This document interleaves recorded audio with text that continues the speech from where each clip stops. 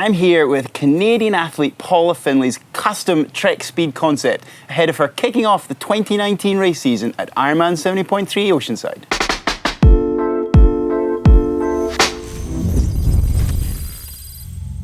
Now, Paula is a 5-time ITU WTS winner, having won triple back-to-back titles in the 2011 season, ahead of representing her country at the London Olympic Games in 2012. Now, what is most striking about Paula's bike is the frame set. This speed concept made by Trek is done in Project One custom colours, and Paula has chosen a fantastic colourway, if you ask me, in what is Miami blue and slate grey, and I just think it's really, really eye-catching and will stand out a mile in this coming race season, if you ask me. Now, moving on up into the cockpit, the speed concept comes with a specific handlebar and base bar design made by Bonchager, Trek's partner company. Now, this base bar is an extremely streamlined piece of kit, not much of it to hit the wind when you look at it from the front.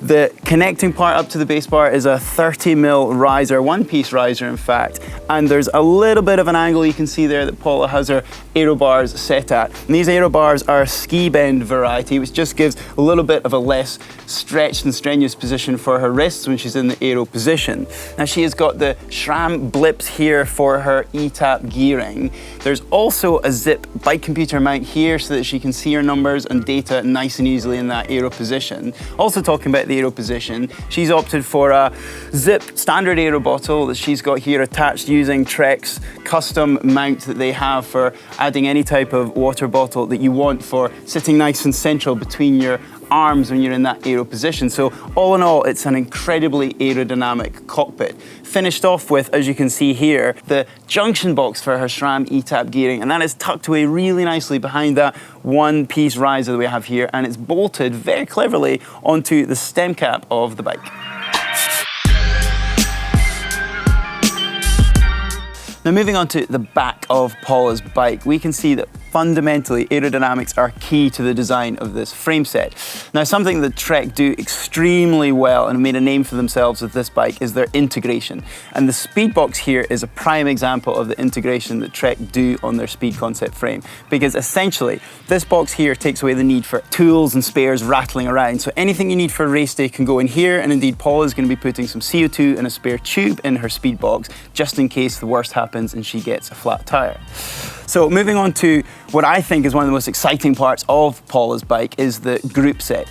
And I say that because, as you can see, Paula is running the very new SRAM Axis 1x group set. Now, by 1x, I mean there's literally the one chainring here at the front, doing away with the need for a front derailleur. And that solitary front chainring is a 50 tooth with 170mm cranks and running the SRAM Quark parameter. And moving back to the cassette, there's 12 speed on the SRAM Axis group set. And the gearing ratio on Paula's bike is 10 cog right through to 33 on the easiest gear, which basically means almost any type of terrain is covered. It's an extremely large range of gearing on this bike. Now, the solitary derailleur on this Trek Speed concept is the SRAM ETAP, which is completely wireless, and given the way the Trek Speed concept works with total integration and hidden brakes, this really makes for one of the cleanest bikes you're going to see.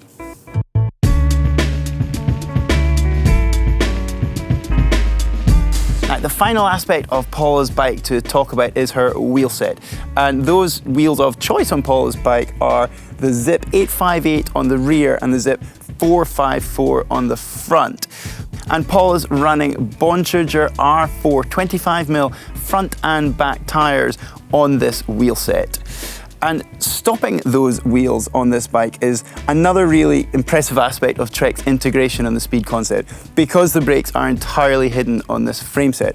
The rear brakes are tucked away here just underneath and behind the front chainring, and the front brakes are fully integrated into the fork, meaning that everything is tucked away and hidden from the wind. And finally, the saddle that Paula is riding is the Bonchager Hilo Pro, and the pedal choice that she has is the Shimano Durace. Now, I've loved looking at Paula's bike today, mostly because I am always drawn to a custom paint job.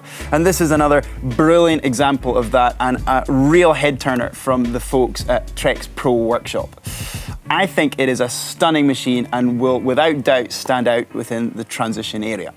Hopefully you've enjoyed this video about Paula's bike, so please hit that thumb up like button, not forgetting to click on our globe and subscribe to all the other videos on GTN. And if you want to see another pro bike that I did with Tim Don, you can find that here.